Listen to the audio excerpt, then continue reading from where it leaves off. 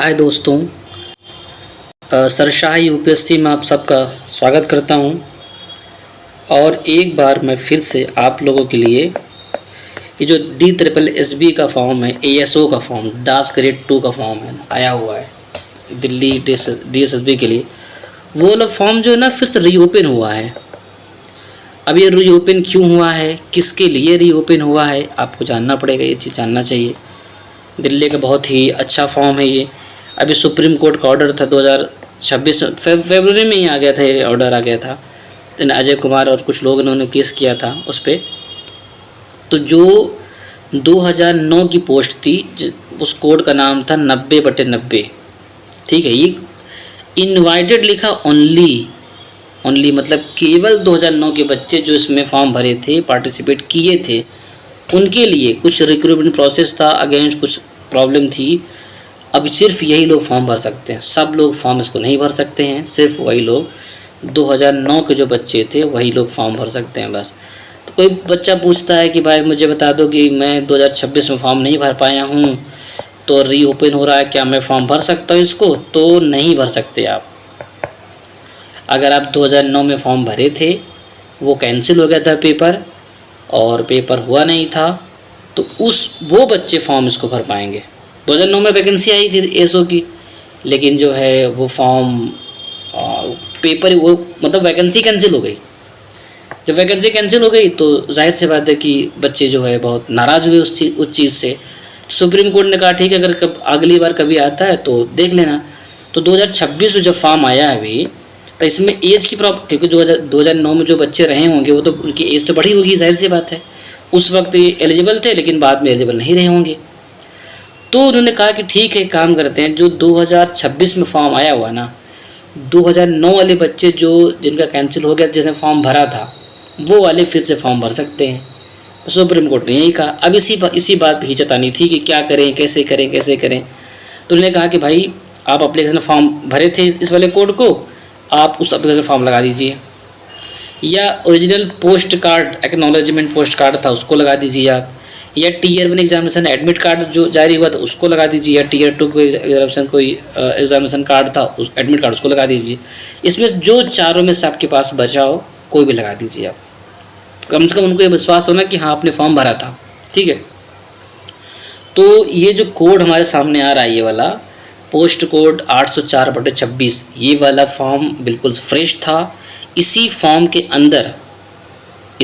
अंदर जो 2009 के बच्चे फॉर्म भरे थे, जिनका कैंसिल हो गया था पेपर, वो लोग फॉर्म यहाँ भर सकते हैं, सिर्फ वो लोग। यही नोटिफिकेशन था, इसी बात की बहुत खिंचातान चल रही थी, कब होगा कैसे होगा। तो उन्होंने डेट दिया हुआ, आज जैसे 8 तारीख है, तो आज तो फॉर्म भरा नहीं जाएगा, ये 17 तारीख को फॉर्म भरा जाएगा। जुलाई में ही फॉर्म भरेंगे, लेकिन 17 तारीख से भरेंगे फॉर्म। ये 17 जुलाई से फॉर्म भरा जाएगा। तो ठीक है, 17 जुलाई को फॉर्म भर दिया जाएगा फिर। तो 17 जुलाई से लेकर के 18 अगस्त तक फॉर्म जाएगा ये, 17 अगस्त तक जाएगा। तो जुलाई से पूरा अगस्त तक, मतलब आप मान चलिए कि 1 मंथ का टाइम के पास है, आप लोग फॉर्म भर सकते हैं। बस उनके लिए फॉर्म है ये वाला। ठीक है, और उसके बाद फिर यही है कि ग्रेड 2 है, जो बच्चों का जो एज निकल चुका है, उन्होंने एज को रिलैक्स किया हुआ है। ठीक है भाई, एज ज़रूरी था क्योंकि बच्चे जो है थोड़ा ओवर एज हो चुके थे। 2009 वाले बच्चे उनको दिया है, और उनको कहा गया है, अवॉइड करने के लिए कहा है कि आपको 17 तारीख 8वां महीना सन 2026 में को 5 बजे से पहले शाम को 5 बजे से पहले आपको फॉर्म भरना ही भरना होगा। उसके बाद कोई कंसिडर नहीं किया जाएगा, याद रखना। तो आप लोग के पास एक अभी रीओपन हुआ नहीं है। जैसे ही रीओपन होता है आप लोग फॉर्म भर सकते हैं। लेकिन एक चीज़ अब आप दिमाग में आएगी कि इसका एग्ज़ाम कब होगा। देखिए, अब इस एग्ज़ाम कब होगा, सितंबर तक तो एग्ज़ाम का डेट आ चुका है। इसका मतलब अदर का जो भी एग्ज़ाम डेट होता है, कौन कौन से एग्ज़ाम करवाए जाएंगे, तो 1 सितंबर का आ चुका है।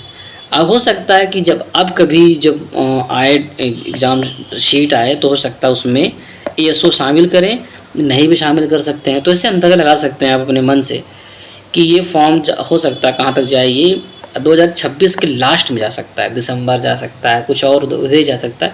उससे पहले होना तब मुश्किल है, क्योंकि अभी ये फॉर्म भरेंगे, फिर उसको जो है कन्वर्ट किया जाएगा, तब जाकर ये काम हो पाता है। वैसे आसान तो होता नहीं ये सब चीज़ें।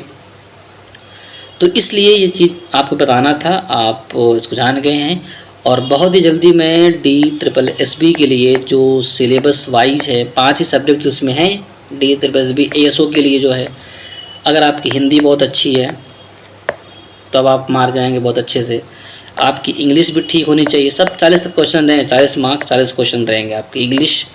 तो हिंदी और इंग्लिश 80 मार्क्स के हो जाएंगे। आप अगर हिंदी में जो 40 मार्क्स क्या रहना, ये मतलब अगर आपको फ्री में मिलेंगे एक तरीके से। आप जो यूपी के हैं, जो बिहार के हैं, जो दिल्ली के हैं, तो उनको हिंदी आती है ठीक ठाक से, तो वो हिंदी अच्छे से कर जाएंगे। उनका इतना मुश्किल नहीं होना चाहिए हिंदी करने के लिए।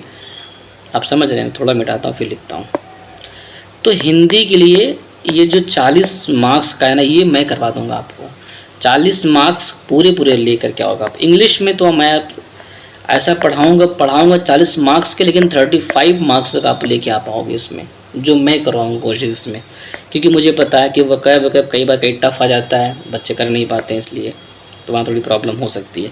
उसके बाद अब बचे 3, आपको पता ही है, फिर वही GS हो गया। एक तो आपको पता है ना, ये मैथ्स और रीजनिंग, ये दोनों बड़े इंपॉर्टेंट है। ये भी 80 नंबर के हैं। 40 ये है, 40 रीजनिंग है, दोनों 80 मार्क्स के। ये भी दोनों हैं। तो अगर इसमें भी अगर अच्छा कर जाते हैं तो बेहतर ये वाला भी हो जाएगा। और आपका बचता है एक जनरल साइंस बच्चा। आप जनरल स्टडी कह लीजिए इसको आप, या स्टैटिक पार्ट कह दीजिए आप। इसी में करंट अफेयर भी शामिल रहेगा, ठीक है। तो ये वाला पार्ट भी 40 मार्क्स का आएगा। इसमें हिस्ट्री, पॉलिटी, ज्योग्राफी ये सब आता है, और करंट अफेयर आता है। और दिल्ली स्पेशल भी आएगा, जो दिल्ली के स्पेशल होगा करंट अफेयर में, वो भी इसमें शामिल किया जाएगा।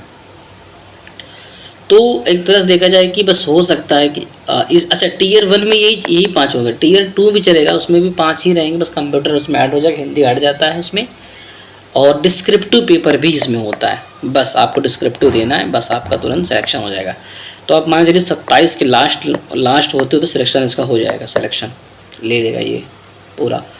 और ये जो है दिल्ली में रहना होगा, दिल्ली में पूरी पोस्टिंग आपकी होगी, आप यहीं पर रहोगे दिल्ली में ही, और सारा काम आपका दिल्ली में होगा। एकदम राजा की नौकरी है, B ग्रेड की नौकरी है ये।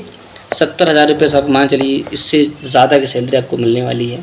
तो लग जाइए इसमें हमारे साथ, और हम आपको फ्री ऑफ कॉस्ट, आपको क्या करना है, फ्री ऑफ कॉस्ट नहीं, सिर्फ आपको क्या लाइक करना है, चैनल को सब्सक्राइब करना है, बस आपको यही गुरु दक्षिणा है बस आपको।